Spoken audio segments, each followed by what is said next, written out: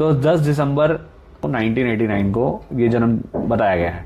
तो मुझे जानना है कि मेरा नक्षत्र कौन सा है, तो क्या हम उसे जान सकते हैं, या मतलब आज हम उसे जान सकते हैं, इसका कोई तरीका है, या इसके लिए हमें कुछ और भी जानना पड़ेगा कि आज का पंचांग देखना आना चाहिए, या अभी भी जितना आप बता चुके हैं उससे इसको जाना जा सकता है? नहीं, जैसे कि जन्म नक्षत्र में जानना है तो अगर हम इनको अलग रख दें, जो हमारे आजकल के सॉफ्टवेयर हैं, एप्लीकेशंस हैं, मान लीजिए कि ये है ही नहीं दुनिया में, तो हम कैसे देखेंगे? तो हमें पंचांग का सहारा लेना पड़ता है। पंचांग हमारे पास जैसे कि ये है, जी, जैसे ये पंचांग हमने भी लिया था, लेकिन ये हमारे पास जो पंचांग है ये वार्षिक पंचांग है, एक साल का पंचांग है। लेकिन जैसे कि हम बात कर रहे हैं 1989 या किसी भी वर्ष की, तो उसके लिए हमें या तो उस वर्ष का पंचांग चाहिए, अच्छा, या फिर हमें शताब्दी पंचांग चाहिए। शताब्दी 100 साल वाला, जो 100 साल वाला पंचांग तो काफी बल्कि होता है, मोटा होता है वो। हाँ, वो लगभग आप मान सकते हैं जो एक ग्रंथ होता है रामायण या शिव पुराण, अच्छा, इस तरह का, उससे बड़ा ही, उससे मोटा ही माना जाता है जी। तो ये इसमें शशांक जी, आप ये जैसे बात कर रहे थे इसमें कि जैसे मैं इसमें देख रहा हूँ विक्रम कुछ लिखा है और 2081 या 89 कुछ ऐसा लिखा है, ये क्या चीज है? ये संवत है, विक्रम संवत, क्योंकि हमारे जो अंग्रेजी हिंदू पंचांग है वो संवत के आधार पर ही चलते हैं। अच्छा, सन के आधार पर नहीं चलते? सन के आधार पर चलते हैं वो। तो ब्रिटिश काल में जो ये इंग्लिश सन या ईयर यूज होने लगे हैं, तो जितने भी, जैसे वर्तमान में 2026 है, तो 57 साल आगे का विक्रम संवत है। या इसको इस तरह आसान भाषा में समझ सकते हैं कि जो भी हमारा वर्तमान में अंग्रेजी कैलेंडर चलता है उसे 57 ऐड करेंगे तो विक्रम संवत आता है। जैसे कि इसमें अब 2083 चल रहा है, आपका शायद ये 2024-25 का होगा, 81। हाँ, ये 1-2 साल पुराना हो सकता है। हाँ, 24-25 लिखा है, ये लेटेस्ट है, तो ये 2083, यानी कि 57 साल आगे विक्रम संवत चलता है। तो जब आजादी से पहले मतलब यही चलता था हमारे यहाँ? यही चलते थे। तो ये अंग्रेजों का दिया हुआ है कि कैलेंडर सारा? हाँ, तो वो तो जो स्कूल सिस्टम है, जैसे हम मानते हैं कि संडे की छुट्टी नहीं होती, जैसे कि हम पिछली वीडियो में भी बात कर रहे थे, संस्कृत महाविद्यालयों में अभी भी तिथि के आधार पर छुट्टी होती है, हिंदू तिथि के आधार पर, वहाँ रविवार को अवकाश नहीं होता। तो इसी आधार पर, हाँ, याद है मुझे, पिछली बार आपने इस बारे में बताया था। तो यही चीजें हैं कि ये जो संवत है वो 2083 चल रहा है। ठीक हो गया।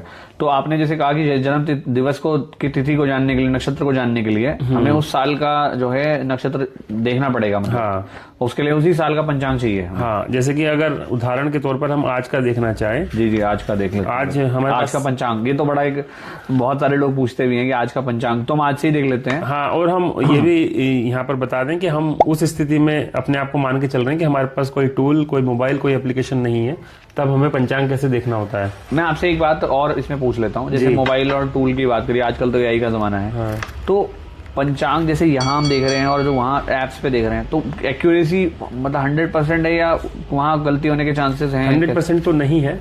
100% तो अगर हम 2 एप्लीकेशन लेंगे उसमें भी नहीं आएगी। अच्छा, उसमें भी 2-3 डिग्री का अंतर आ जाता है। उसका कारण मेन क्या है? उसका कारण भी कैलकुलेशन है। अब कोई किसी सॉफ्टवेयर के आधार पर काम कर रहा है, मान लीजिए कि जो हम देखते हैं कोई एप्लीकेशन है, वो हो सकता है उसने काउंट किया हो पंचांग दिवाकर से, लेकिन कोई मार्तंड पंचांग है उससे ले रहा है, तो जो फिजिकल पंचांग है उसमें भी कैलकुलेशन में अंतर आ जाता है। अच्छा, वो अंतर इस तरह से भी आ जाता है कि अपने अपने क्षेत्र के आधार पर सब पंचांग बनाते हैं। तो जो कैलकुलेशन जो बेस लिया है मैंने, हाँ, या जो हम मैथ्स में जो एल्गोरिथम निकालते थे या ट्रिग्नोमेट्री वगैरह करते हैं, तो उसमें पॉइंट के बाद जो नंबर्स होते हैं वो लगभग में आते थे, अप्रोक्सीमेटली। तो इसी तरह पंचांग में भी कैलकुलेशन कई बार आती है कि जो एक प्रॉपर मोटी मोटी कैलकुलेशन है वो तो एक्यूरेट आएगी, उसके बाद जो छोटी मोटी है वो प्लस माइनस हो जाती है।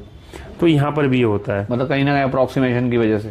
हाँ, मतलब फिर भी लेकिन ये इतने एक्यूरेट हैं? हाँ, बहुत ज्यादा। और आज की नहीं, ये पुराने प्राचीन काल से चल रहे हैं। तो वो तो एक चमत्कारी ग्रंथ है हमारे पास, ये पंचांग के चमत्कारी पुस्तकें हैं। तो आज का जैसे हम पंचांग देख रहे हैं, हाँ, जैसे ये तो पंचांग दिवाकर है और विक्रम संवत 2083 इस वर्ष का ही है।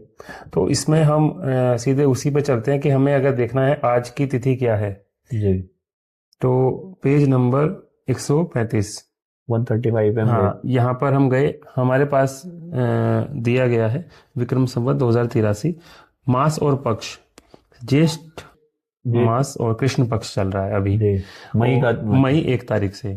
तो एक हम देख रहे हैं आज हमारे पास 9 तारीख है, महीने की अंग्रेजी जो तारीख है वो 9 है। और आगे आते हैं तिथि 7 नंबर यानी कि सप्तमी हुई कृष्ण पक्ष की। फिर आता है वार वाले कॉलम में हम देखेंगे शनिवार है आज, ठीक है। समाप्ति काल शनिवार जो हो रहा है वो 14:03 पे हो रहा है, मतलब 2:03 2:03 पर हो रहा है। ये जो है शनिवार और समाप्ति काल 14:03 श्रवण नक्षत्र, यानी कि 14:03 पर श्रवण नक्षत्र खत्म होगा। और ये जो 11:25 है, ये रात के 11:25 का है। श्रवण नक्षत्र मैं बता रहा हूँ जो, ये 14:25 से स्टार्ट होगा और 11:25 पे खत्म होगा। 14:03 से। और शुक्ल यानी कि योग, जो हमने योग की बात करी थी, 27 योग होते हैं, उसमें जो योग है वो शुक्ल योग इस समय रहेगा, जो 26:36 पर रहेगा। यानी कि जो समाप्ति जो है उसकी समाप्ति है वो 26:36 पर रहेगी। और फिर करण है ब से इसको बालव करण बोलते हैं, जो हमने करण पहले पढ़े थे। हालांकि डिटेल में इसको पढ़ने का हर व्यक्ति नहीं समझ पाता, इसलिए हम आसान भाषा में लेके चल रहे हैं। करण का मेजरली जो यूज होता है वो मुहूर्त में होता है। तो करण रहेगा ब से ये 26:36 पे बालव, और ये 14:03 का है। ठीक है, समाप्ति इसकी। और उस दिन जो राशि है, चंद्र राशि प्रवेश, वो रहेगी मकर। ओके जी। तो ये हम आज के नक्षत्र की बात कर रहे हैं, आज का हम जो देख रहे हैं पंचांग। हाँ, उसी तरह फिर अगर 10 का देखेंगे तो ये 10 मई का है, और ये अष्टमी तिथि लग जाएगी, 8 नंबर संडे आ जाएगा। 15:07 धनिष्ठा नक्षत्र आ जाएगा, और ये 24:50 तक रहेगा। और ये ब्रह्म मुहूर्त, ब्रह्म योग रहेगा। और इसमें जो 26:09 का रहेगा समाप्ति काल। और इसमें अच्छे घंटे लिखे हैं, 26 घंटे का रहेगा। जी, घंटे टाइम नहीं है, मतलब ये जैसे 12 बजे 13 बजे ड्यूरेशन है वो है। अच्छा, ड्यूरेशन है। जी, ओके। अच्छा, तो अलग अलग समय, कोई कम है कोई ज्यादा है? कोई कम है कोई ज्यादा है, वो योग और करण के अलग अलग होते हैं। ओके।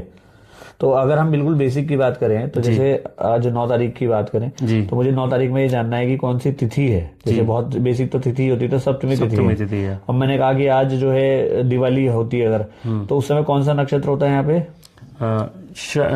दिवाली पे जो आपने बताया था ना उस दिन की कोई नक्षत्र, अमावस्या तिथि रहती है दिवाली पे। तिथि फिक्स होती है। तिथि फिक्स होगी। हाँ। वो तिथि कहाँ होगी? तिथि यहाँ होगी ना, जैसे सप्तमी। अच्छा, सप्तमी है तो उस दिन 15 नंबर आएगा। अच्छा, 15 नंबर आएगा। समझ गए, ठीक है। लास्ट तिथि। ओके। लेकिन वो कृष्ण पक्ष, हाँ ये कृष्ण पक्ष है तो कृष्ण पक्ष ही होगी अमावस्या। शुक्ल पक्ष की होती तो वो पूर्णिमा होती। मतलब कृष्ण पक्ष की उस पर्टिकुलर महीने में जब हमारी 15 तारीख, मतलब 15 तिथि होगी यहाँ पे, वो अमावस्या होगी। तो वो अमावस्या होगी, मतलब वो दिवाली की रात होगी। बिल्कुल बिल्कुल। अच्छा, तो उससे हमें और वो टाइम भी पता चल जाएगा कि कितने बजे वो नक्षत्र खत्म हो रहा है, चेंज हो रहा है। हाँ। तो हम ये समझ जाएंगे कि हाँ दिवाली इतने बजे तक है। राइट। तो हम इस पे बार बार आपसे चर्चा करते रहेंगे, थोड़ा देखते रहेंगे। बिल्कुल। तो हमें लगता है कि मैं इसको आपको ना एक वीडियो को रोक करके भी आप इसको तरीके से देख सकते हैं। तो ये आप एक बार डिटेल में और देख सकते हैं।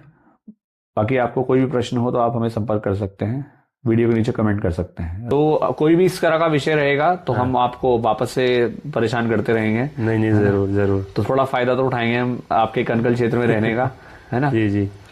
आपका बहुत बहुत धन्यवाद। तो हम वीडियो के आगे भाग में दोबारा से आपको मिलते हैं। राधे राधे। आप सब लोगों को भी राधे राधे। तो